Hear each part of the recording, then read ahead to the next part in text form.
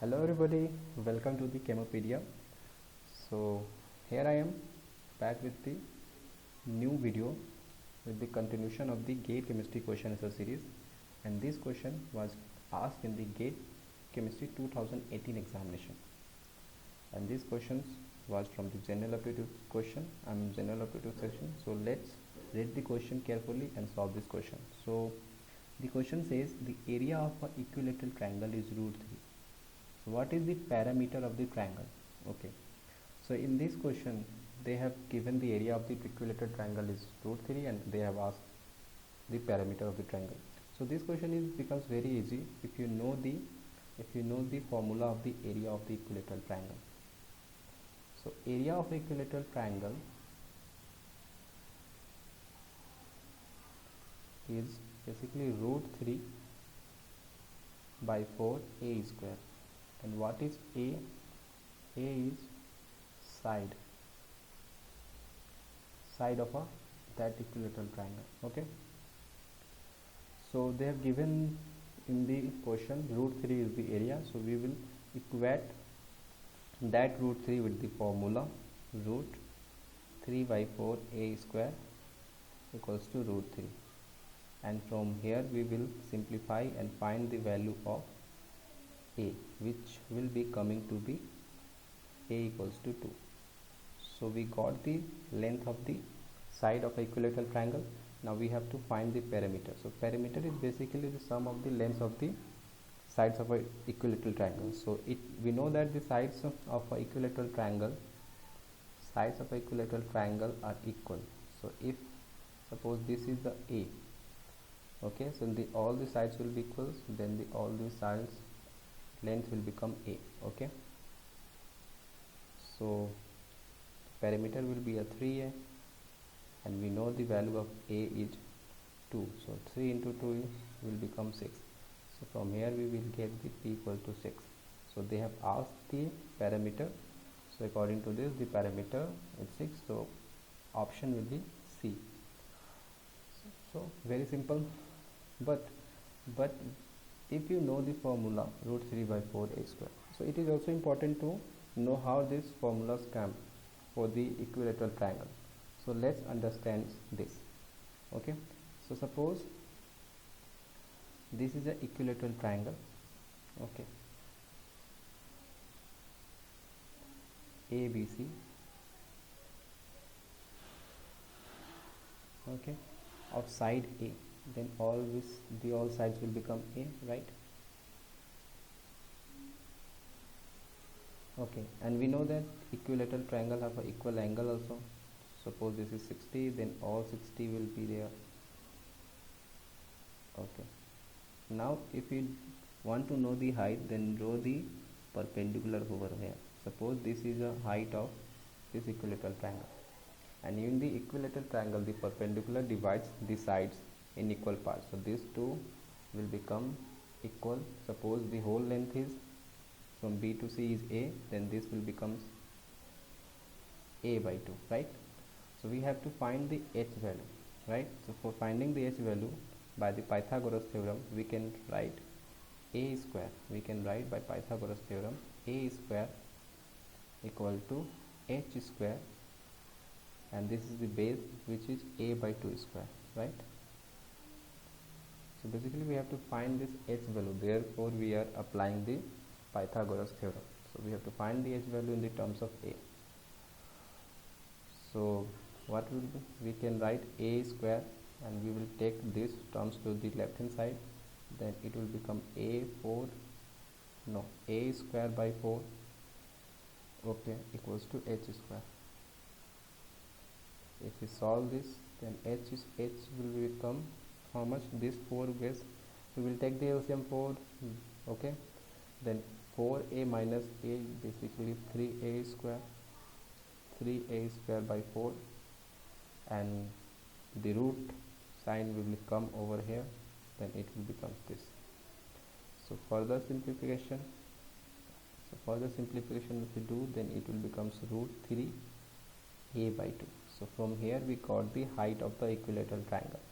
Now we know the general formula of the area of a triangle.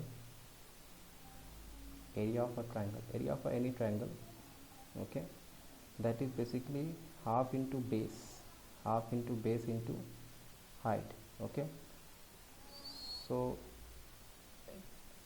the base of this equilateral triangle is BC, and which have a length of A, right, and the h is root 3 by A, which we write over here, and further we will simplify, then it will be getting root 3 by 4 A square, which was the formula which we have uses in the above equation for solving that question. So this is also a basic concept to know how we get the formula of the area of the triangle, that is equilateral triangle.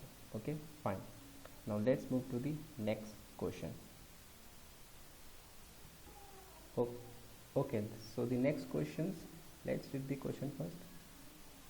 The question says for 0 is less than equal to x and x is less than equals to 2 pi, sin x and cos x are both decreasing function in the interval. Okay, so they have given the value x, and the x interval is basically from 0 to pi, and we have to find the sin x, in which interval sin x and cos x, both the function is decreasing. So for this, I think if you know the graph of the sin x and cos x, then this question becomes very simple. So first we draw the sin x and y cos x.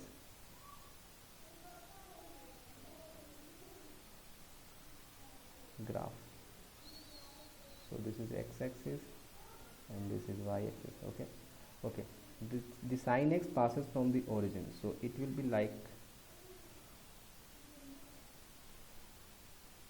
okay, so this is basically a sin x function.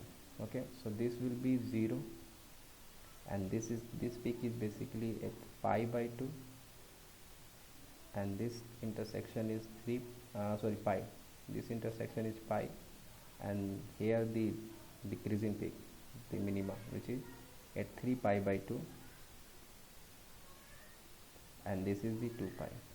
So they have asked the reason from 0 to 2 pi, means in this section where the sin x and cos x is decreasing. So let me draw the graph of the cos x.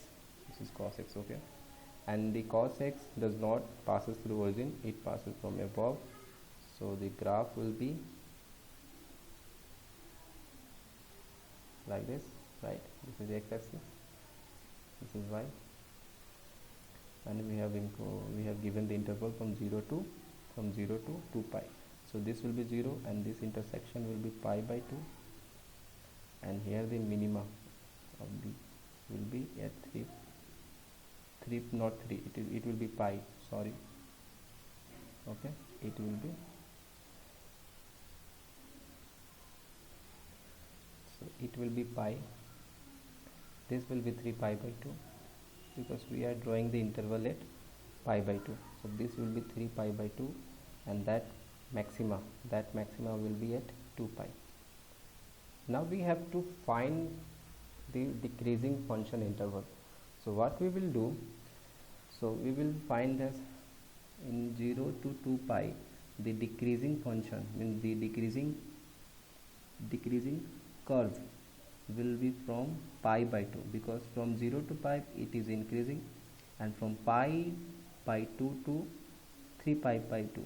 So this sin x function is decreasing from pi by 2 to the interval 3 pi by 2, right? And if we look at the cos x, then in the interval from 0 to 2 pi, the cos x is decreasing in the interval from 0 to pi by 2, and from here it is decreasing, okay, it is decreasing from up till here, so it will be pi, not pi by 2, okay, so it will be pi, from decreasing from 0 to pi, then after that it is increasing, again it is, so we have to see up to 2 by pi. So decreasing is from 0 to pi only, from pi to 2 pi it is increasing function. So we have to find the common value of the sin x and cos x. Okay, so suppose this is the x-axis, right, and this was the origin, that is 0. Okay, the sin x, suppose this is the origin, this is pi by 2, this is pi, right, and this was 3 pi by 2, and this was 2 pi. Okay, for sin x,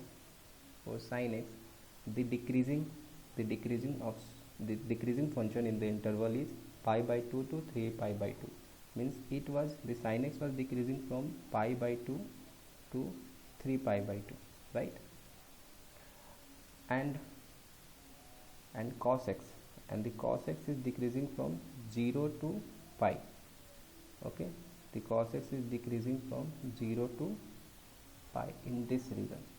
So we have to find the common region in which both the function are decreasing. So the common region is which? So the common region is coming to be here. The common region is coming to be here in both the function. So both the function is decreasing in this interval, that is from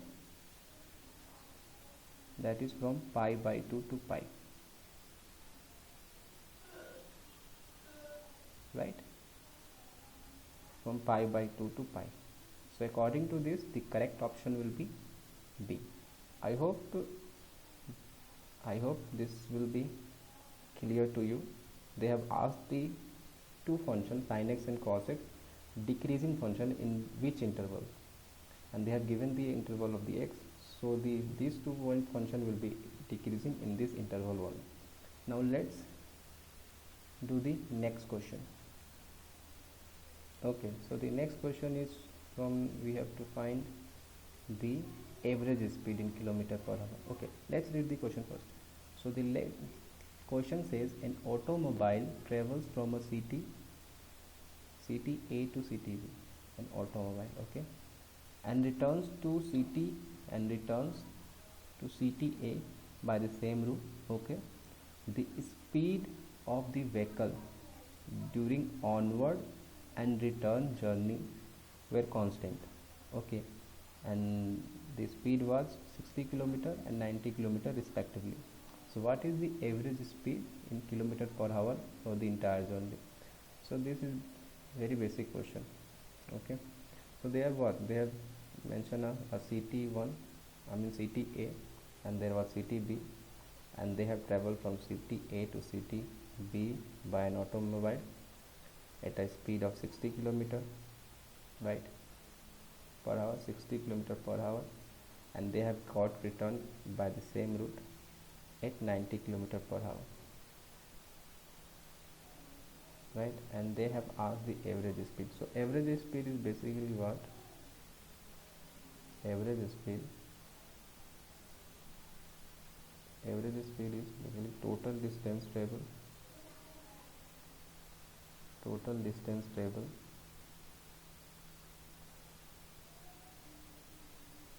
by total time.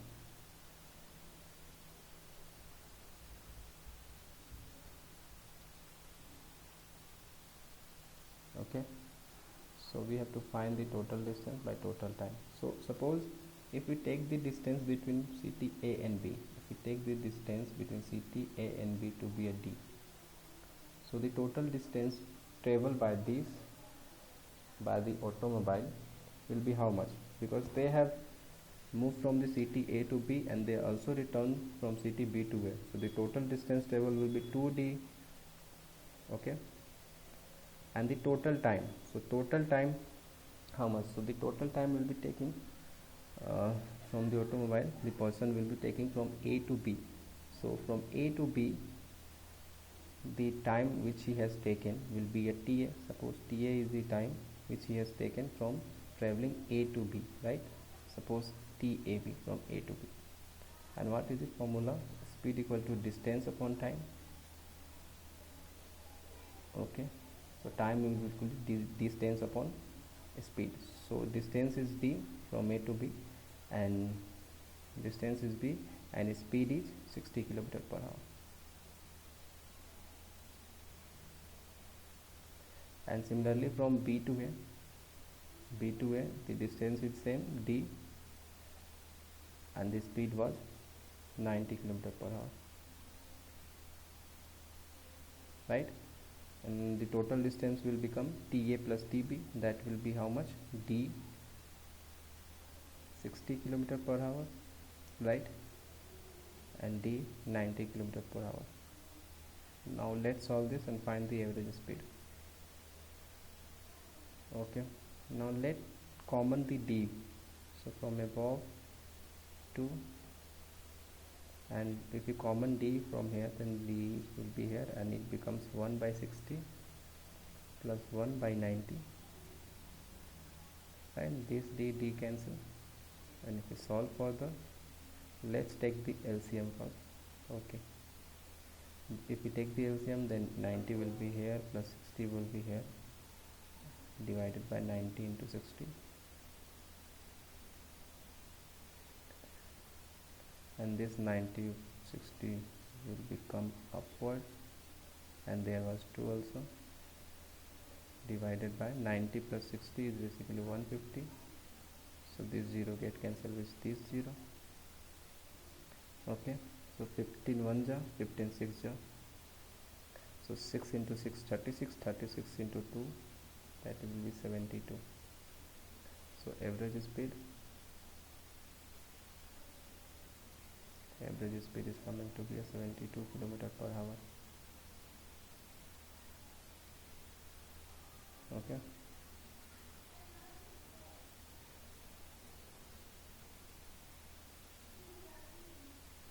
so according to this, the correct option will be option A. So thanks a lot for watching this video. I think this video will be useful for you. See you in the next video.